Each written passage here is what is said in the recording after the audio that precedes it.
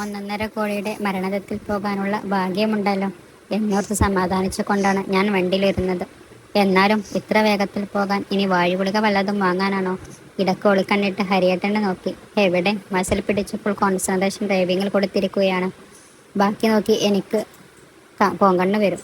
എന്നായപ്പോൾ ആ പരിപാടി നിർത്തി. വലിയൊരു ടെക്സ്റ്റൈൽ ഷോപ്പിന് മുൻപിലായി വണ്ടി നിന്നത്. പാർക്ക് ചെയ്യാൻ സെക്യൂരിറ്റിയെ ഏൽപ്പിച്ചു. ലേഡീസ് സെക്ഷനിലേക്കാണ് പോയത്. ഇതൊക്കെ കൃത്യമായി അറിയാമല്ലോ കൊച്ചു കള്ളൻ. എന്താ വേണ്ടതെന്ന് വെച്ചാൽ വാങ്ങിക്കോണം. മേലാൽ ഇമാതിരി കോലം കെട്ടി നടക്കരുത്. നിനക്കൊരു അന്തസ്സില്ലെങ്കിലും കൂടെ കൊണ്ടുപോകാൻ എനിക്ക് നാണക്കേടുണ്ട്.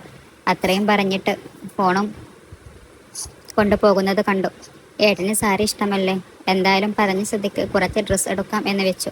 500 രൂപ റേഞ്ചിലുള്ള 3 കുർത്തി എടുത്തു. ഇന്നിപ്പോൾ അവസരം കിട്ടിയപ്പോൾ മുതലാക്കുകയാണെന്ന് വിചാരിച്ചാലോ? ഒരെണ്ണം തിരിച്ചു വെച്ചു. നോക്കുമ്പോഴുണ്ട് മസലണിയൻ ഫോണും പിടിച്ച് പാഞ്ഞു വരുന്നു. ഇനി എൻ്റെ കയ്യിലെ റെഡ് കുർത്തി കണ്ടു പോത്തിന് ഹാലിളിളകിയോ? ഡീ, എന്താ ഇത്? കുർത്തിയാണ് ഏട്ടാ. നിനക്കിത്ര ബോധമില്ല നിവേദ്യ? 2 എണ്ണം എടുത്തത് കൊണ്ടാണെന്ന് കരുതി ഞാൻ വേഗം ഒരെണ്ണം തിരിച്ചു വെച്ചു. ഡാമിറ്റ്, അതെന്തിനാ ഇപ്പോൾ പറയുന്നത്? നീ ഡ്രസ്സ് എടുത്തോളാൻ വെറുതെ ഒരു രസത്തിന് പറഞ്ഞതാണോ? ആലോചിച്ചിരിക്കെ എൻ്റെ കയ്യിലിരുന്ന കുർത്തി പിടിച്ചു വാങ്ങി വലിച്ചെറിയുന്നത് കണ്ടു. ഇവിടെ ബ്രാൻഡഡ് ഡ്രസ്സൊന്നുമില്ലേ? അടുത്തത് സെയിൽസ് ഗേളിനോടായിരുന്നു. ആ പാവം വേഗം കുറേ ബ്രാൻഡഡ് കുർത്തയും ടോപ്പും ഒക്കെ എടുത്ത് നിരത്തി. ഇടക്ക് മേഡം കുറഞ്ഞത് മതിയെന്ന് പറഞ്ഞത് കൊണ്ടാണ് സാർ എന്നൊക്കെ പറയാൻ ശ്രമിക്കുന്നുണ്ട്. നോക്കിയിരുന്നോ, ഇപ്പം മെയിൻ ചെയ്യും. NTR തന്നെ 10-25 കുർത്തയും 5-6 ജീൻസും കുറേയേറെ ടീഷർട്ടും ലെഗിങ്ങും ഒക്കെ സെലക്ട് ചെയ്തു. ഇടക്ക് എൻ്റെ മേലെ വെച്ചു അളവ് പാകമാണോ എന്ന് നോക്കുന്നുമുണ്ട്. എന്തായാലും ഇനി 1-2 വർഷത്തേക്ക് എനിക്ക് ഡ്രസ്സ് എടുക്കേണ്ട. അത് കഴിഞ്ഞപ്പോൾ സെയിൽസ് ഗേളിനോട് എന്തോ അടക്കം പറയുന്നത് കേട്ടു. ആ കുട്ടി എന്നെ ഇന്നവർ സെക്ഷനിലേക്ക് കൊണ്ടുപോയി. ബ്രാൻഡഡ് മാത്രമേ കാണിക്കാവൂ എന്ന് സാർ പറഞ്ഞിട്ടുണ്ട് മാഡം. പറച്ചിലും കൂടെ ഒരു ആക്കിയ ചിരിയും.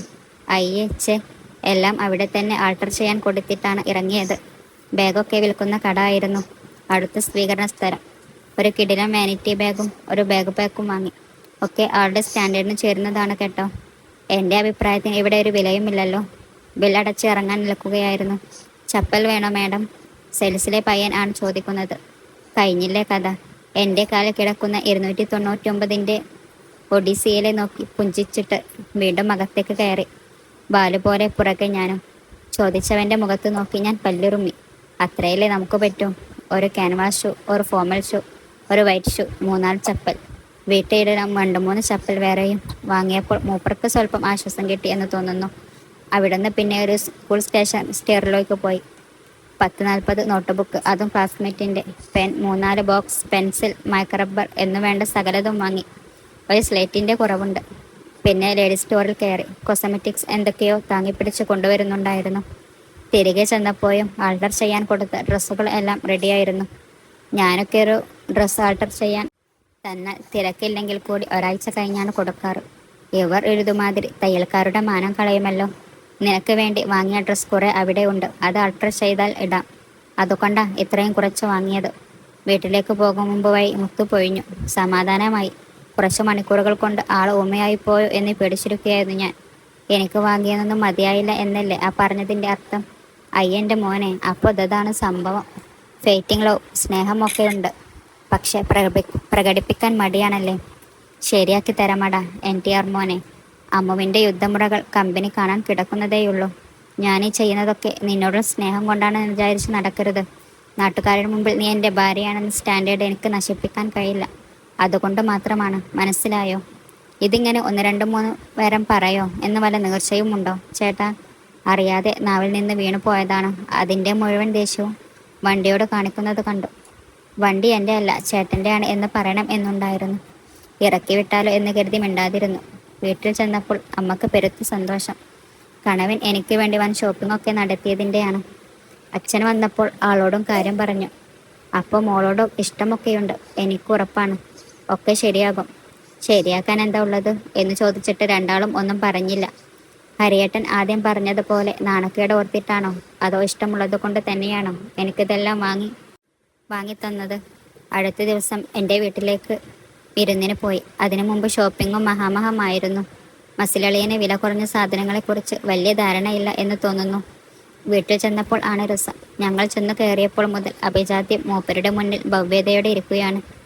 ഈ സ്കൂളിൽ AO ഇൻസ്പെക്ഷൻ ചെയ്യാൻ വരുമ്പോൾ ഹെഡ് മാസ്റ്ററും ടീച്ചേഴ്സ് നൽകില്ലേ? ഏകദേശം അതുപോലെയുണ്ട്. അപ്പവും ചിഹ്നവും ഏട്ടൻ്റെ വണ്ടിയെ തൊട്ടും തലോടിയും നിന്നു. ഞാൻ കണ്ണുരുട്ടിയപ്പോൾ അകത്തേക്ക് കയറി വന്നു. വാങ്ങിയ സമ്മാനങ്ങൾ എല്ലാവർക്കും വീതം വെച്ച് കൊടുത്തു. അപ്പവും ചിഹ്നവും ആദ്യമായാണ് ഇത്ര വിലയുള്ള വസ്ത്രങ്ങളും ആക്സസറീസും കാണുന്നത്. അതിൻ്റെ സന്തോഷം അവരിൽ വ്യക്തമായിരുന്നു. അതിനും മസിലളിയൻ്റെ പുച്ഛം എനിക്ക് കിട്ടി. കണ്ടോ എൻ്റെ സെലക്ഷൻ? ഞാനൊന്നും മിണ്ടിയില്ല. ആളുടെ സെലക്ഷൻ അല്ലെങ്കിലും കൊള്ളാം. കല്യാണക്കാരത്തിൽ ഒരു ചോയ്സ് ഉണ്ടായിരുന്നെങ്കിൽ മൂപ്പരെ എന്നെ അല്ലാതെ വേറെ നല്ലത് നോക്കിയെടുത്തേനെ. അമ്മ പിന്നെ മരുമകനെ സൽക്കരിക്കാൻ പാടുപെടുകയായിരുന്നു. ഇടക്ക് മോന് അതിഷ്ടമാണോ ഇതിഷ്ടമാണോ എന്നൊക്കെ എന്നോട് ചോദിക്കുന്നുണ്ട്. ആകെ 3 ദിവസമായുള്ളൂ കല്യാണം കഴിഞ്ഞിട്ട്. അതിനിടയിൽ 10ഓ 20ഓ വാക്ക് മിണ്ടിയിട്ടുണ്ടാകും. അതും കലിപ്പിൽ. പിന്നെ ഈ മനുഷ്യൻ്റെ ഇഷ്ടാനിഷ്ടങ്ങളൊക്കെ ഞാൻ എങ്ങനെ അറിയാനാണ്? ഡ്രസ് ചേഞ്ച് ചെയ്യാൻ എൻ്റെ മുറിയിൽ കയറി. ആൾ കുനിഞ്ഞു കയറേണ്ടി വന്നു. അതിനും എന്നെ നന്നായി പുച്ഛിക്കുന്നുണ്ടായിരുന്നു. ചേഞ്ച് ചെയ്യാതെ എന്നെ നോക്കി പേടിപ്പിക്കുന്നത് കണ്ടപ്പോൾ ഒന്നും അറിയാത്തതുപോലെ മെച്ചിലേക്ക് മെല്ലെ നോക്കി പുറത്തേക്ക് ഇറങ്ങി. ഭക്ഷണം എന്തായാലും ആൾക്ക് ബോധിച്ചു എന്ന് തോന്നി. ഊണ് കഴിഞ്ഞ് മയങ്ങേണ്ടി വരും എന്ന് കരുതി ബെഡൊക്കെ വിരിച്ചിട്ടുണ്ടെങ്കിലും ആൾ വന്നില്ല. നോക്കിയപ്പോൾ അഭിജാത്യത്തിൻ്റെ കൂടെ തൊടിയിൽ നിൽക്കുകയാണ്. പയറിൻ്റെ പൂവിൽ ഒക്കെ തൊട്ടു നോക്കുന്നത് കണ്ടു. ഇങ്ങേര് ഇതാദ്യമായാണോ പച്ചപ്പും ഹരിതാപയും കാണുന്നത്? നാളെ പോകാം മോനെ. ഇറങ്ങാൻ നിൽക്കുമ്പോൾ അഭിജാത്യം വിനയം വാരി വിതറി പറഞ്ഞു. ഇവിടെ ഈ മുതൽ ഒരു ദിവസം കൂടി നിന്ന് 1 മാസത്തേക്കുള്ള അമ്മയുടെ ബജറ്റ് മുഴുവൻ ചെലവാക്കേണ്ടി വരും. അയ്യോ, പോയിട്ട് അത്യാവശ്യം ഉണ്ടച്ചാ. എന്തത്യാവശ്യം? മസിൽ ഉരുട്ടിക്കയറ്റാനല്ലേ? പറയുന്ന ഭാവം കണ്ടാൽ അച്ഛൻ്റെ കമ്പനി മുഴുവൻ മൂപ്പരുടെ തലയിൽ കൂടിയാണ് ഓടുന്നതെന്ന് തോന്നും. എന്നാലും മോനെയും മോളെയും കണ്ട കൊതി മായില്ല, അമ്മ സങ്കടം പറഞ്ഞു. സത്യത്തിൽ എനിക്കും ഒരു ദിവസം അവിടെ നിൽക്കണമെന്നുണ്ടായിരുന്നു. എങ്കിൽ പിന്നെ എല്ലാവരും കൂടി വീട്ടിലേക്ക് വാ. നാളെ സാറ്റർഡേ അല്ലേ, അവധിയാണല്ലോ. അയ്യോ, അതൊന്നും വേണ്ട മോനെ. അതെന്താ, എൻ്റെ വീട്ടിൽ വരാൻ നാണക്കേടാണോ? ആ ഡയലോഗിൽ അച്ഛനും അമ്മയും ഫ്ലാറ്റ്. എല്ലാവരും പെട്ടിയും പാണ്ടവും എടുത്തിറങ്ങി. അപ്പവും ചിഹ്നവും ഞങ്ങളുടെ കൂടെ കയറി. അച്ഛനും അമ്മയും ഒരു ടാക്സി വിളിച്ചു വന്നു. അച്ഛൻ വീട്ടിൽ ഉണ്ടായിരുന്നില്ല. അമ്മക്ക് എന്തായാലും എല്ലാവരും വന്നത് സന്തോഷമായി. വീടൊക്കെ നടന്നു കാണിച്ചു കൊടുത്തു. അപ്പവും ചിഹ്നവും പോർച്ചിലും ഗാർഡനിലും ഹാളിലും ഒക്കെയായി മാറി മാറി നടന്നു. ഒക്കെ കണ്ടിട്ടും അവർക്ക് മതിയാവുന്നില്ല എന്ന് തോന്നി. താങ്ക്സ്. മുറിയിൽ കയറിയപ്പോൾ ഞാൻ പറഞ്ഞു. എന്തിന് എന്ന മട്ടിൽ ഒരു നോട്ടം. എൻ്റെ വീട്ടുകാരോട് നന്നായി പെരുമാറിയതിന്. ഒരു ശരി ആ മുഖത്ത് മിന്നി മാഞ്ഞോ എന്നൊരു സംശയം. വേഗം മൂപ്പര് ഫോണെടുത്ത് പുറത്തേക്ക് പോയി. ആളെക്കുറിച്ച് ഞാൻ വെറുതെ ആലോചിച്ചു. 3-4 ദിവസമായിട്ടേ ഉള്ളൂ. എങ്കിലും ആളോട് അടുക്കാൻ, ആളുടെ മനസ്സറിയാൻ ഞാൻ ഇതുവരെ ശ്രമിച്ചിട്ടില്ല. പുച്ഛം വാരി വിതറുമ്പോൾ അത് പെറുക്കിക്കൂട്ടാൻ മാത്രമായിരുന്നു താല്പര്യം. എന്തിനാണ് ഈ മൗനത്തിൻ്റെ കോപത്തിൻ്റെ മൂടുപടം? ഇഷ്ടമില്ലാതെ ആയിരുന്ന കല്യാണമെങ്കിൽ തന്നെ എന്നോട് ദേഷ്യം തോന്നേണ്ട കാര്യമില്ലല്ലോ. ദേഷ്യമുണ്ടെങ്കിൽ എനിക്ക് കോളേജിൽ അഡ്മിഷൻ എടുത്ത് തരുമോ? വേണ്ടതൊക്കെ വാങ്ങിത്തരുമോ? എൻ്റെ വീട്ടുകാരുടെ സ്നേഹം കാണിക്കുമോ? എന്നോടിൻ്റെ സ്നേഹമുണ്ടോ? ഉണ്ടെങ്കിൽ തന്നെ എന്തിനത് മറച്ചു പിടിക്കുന്നു?